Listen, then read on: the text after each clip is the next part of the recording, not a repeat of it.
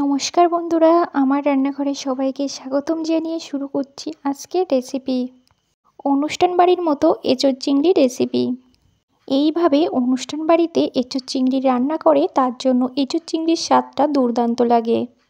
তাহলে চলো আর কথা না বলে মূল রেসিপিতে যাওয়া যাক।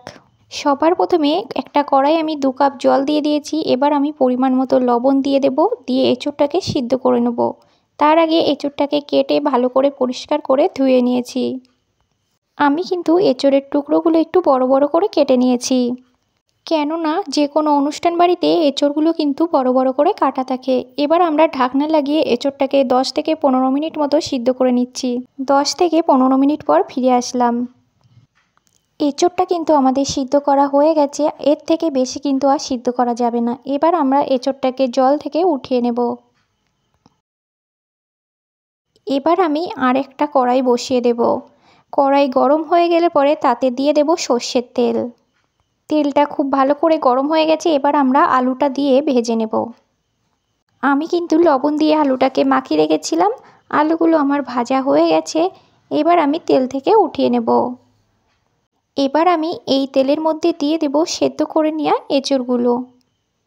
এঁচোড়গুলো কিন্তু আমাদের খুব ভালো করে ভেজে নিতে হবে। গ্যাসের আঁচটাকে এই সময় একদম হাই রাখতে হবে। এঁচোড়টা আপনারা যত বেশি ভালো করে ভাজবেন তত কিন্তু এঁচোড়ের স্বাদটা বেশি আসবে। একদম সুন্দর করে লাল লাল করে এঁচোড়গুলোকে ভেজে নিতে হবে। এখানে দেখো এঁচোড়গুলো ভাজা হয়ে গেছে। এবার আমরা তেল থেকে উঠিয়ে নেব। এখন আমি এঁচোড় ভাজা তেলের মধ্যেই দিয়ে দেব চিংড়ি মাছ। দিয়ে দিলাম পরিমাণ মতো লবণ আর হলুদ। চিংড়ি মাছগুলো আমরা হালকা করে ভেজে নেব, বেশি কড়া করে ভাজবো না কিন্তু। এবার আমি এই চিংড়ি মাছগুলোকেও তেল থেকে উঠিয়ে নেব। আমি এখানে 1 টেবিল চামচ তেল দিয়ে দিচ্ছি। দিয়ে তেলে দিয়ে দেব 2টো তেজপাতা, 1টা শুকনো লঙ্কা, এলাচ, লবঙ্গ আর দারচিনি। দিয়ে এটাকে একটু নেড়েচেড়ে ভেজে নেব। এবার আমি এর মধ্যে দিয়ে দেব 1 চামচ পরিমাণে চিনি।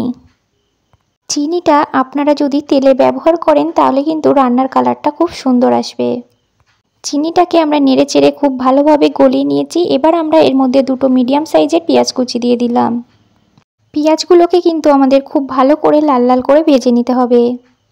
পেঁয়াজগুলো কিন্তু লাল লাল করে ভেজে নেওয়া হয়ে গেছে, আপনারা দেখে বুঝতেই পাচ্ছেন। এবার আমি এর মধ্যে দিয়ে দেব আদা, রসুন আর 2টো কাঁচা লঙ্কা একসাথে পেস্ট করে নিয়েছি।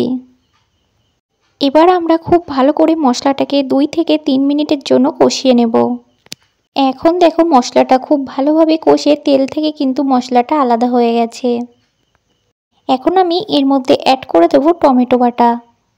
এবার আমি এর মধ্যে অ্যাড করে দেব স্বাদ অনুযায়ী লবণ, 1/2 চা চামচ হলুদের গুঁড়ো, 1/2 চা চামচ গোলমরিচের গুঁড়ো, 1/2 চা চামচ জিরের গুঁড়ো, 1/2 চা চামচ লঙ্কার গুঁড়ো দিয়ে ভালো করে মশলাটাকে কষিয়ে নেব।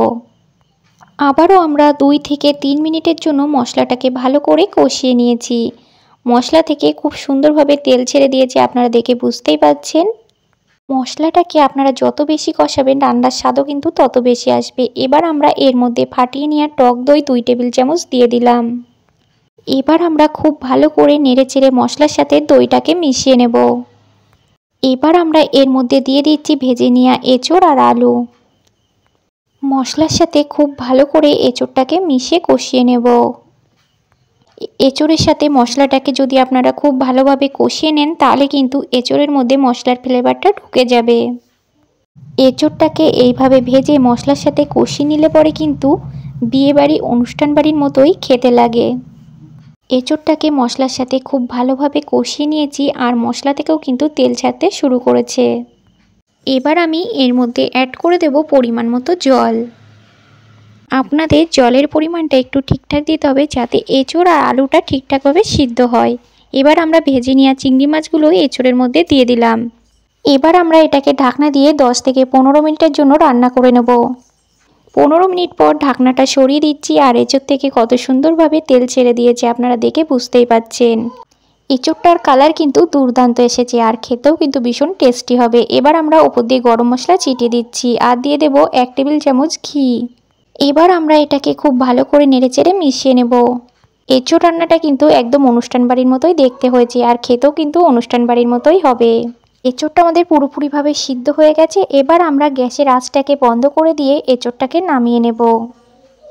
আশা করব আজকের এই রেসিপিটা আপনাদের খুব ভালো লাগবে। যদি আপনাদের ভালো লাগে তাহলে অবশ্যই লাইক, কমেন্ট, শেয়ার এবং সাবস্ক্রাইব করতে ভুলবেন না। আজকের মতো এখানেই বিদায় নিচ্ছি।